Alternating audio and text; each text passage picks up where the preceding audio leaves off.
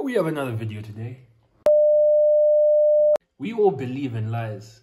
And not only believe in lies, we all have faith in lies. But before I even address that statement, allow me to go on a side tangent. Am I allowed? I don't even know why I'm asking. This is my video. I don't care. I'm going to go on the side tangent. Faith and belief have always been wishy-washy to me, especially faith. See, there will be many situations where I was told, have faith, have faith. And I would say, what's faith? To me, faith is the belief in something that you can't see or confirm yet. I've now realized that my definition of faith is wrong. The dictionary definition of faith is a strong trust or confidence in a person or thing. So to be honest, I wasn't that far off, but I was off. I was off. So naturally after that, the next question I ask myself is, what do I have faith in? And what do I have faith in? The truth? Things that I think are true? What I've personally investigated?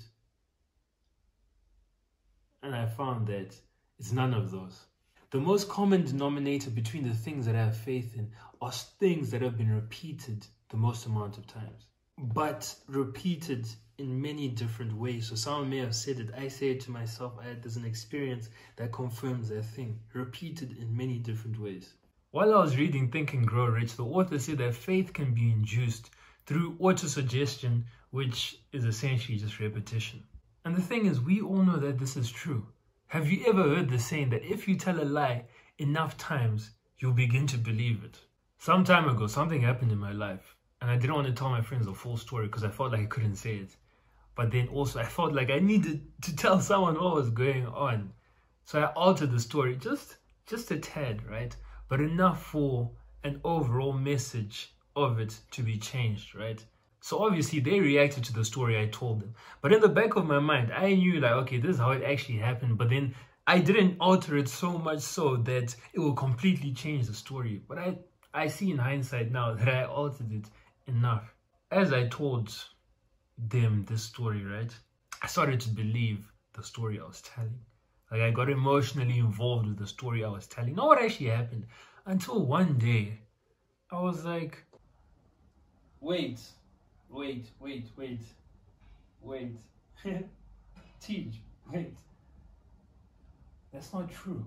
That is not true. That isn't true. I don't know. That's crazy. That's crazy. That isn't true. In that moment, I genuinely saw that with enough repetition, you can believe anything. Even if you know it is a lie, you can believe anything with enough repetition. Sorry, we have to continue this video on a walk because didn't go on a walk in the morning, so you have to carry on. But what I was saying is, it feels weird to know that I can choose to believe and have faith in something. Even if I think it's a complete lie, if I tell myself it enough times, I'm going to eventually believe it. I don't know if this story is related to it, but I have this friend, right? And she does not believe she's a good person.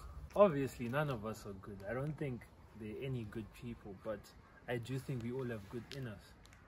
And to be quite frank, I honestly believe she has a soul of gold. But I just find it funny that that opinion of herself, it's not funny, but I just find it funny that it all began with one thought.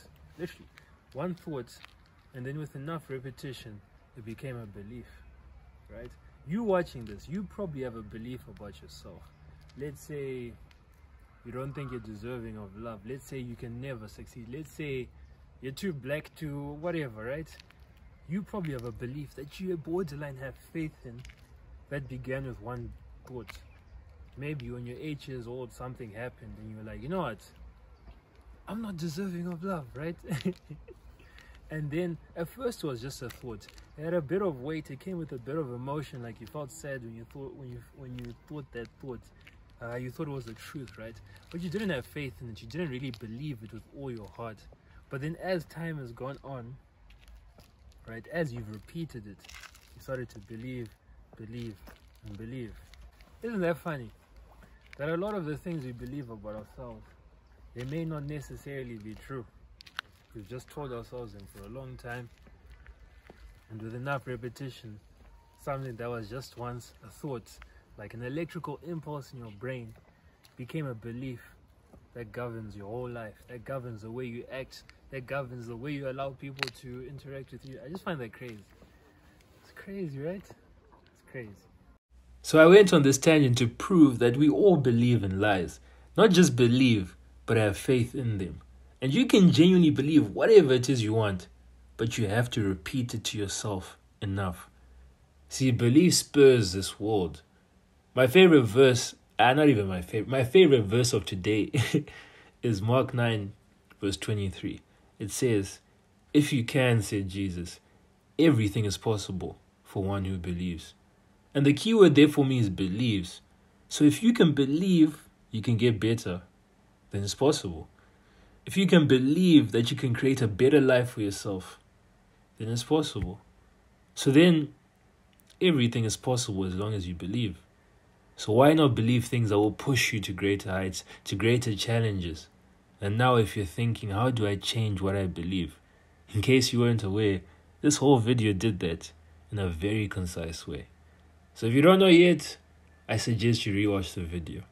If you do, I wish you well.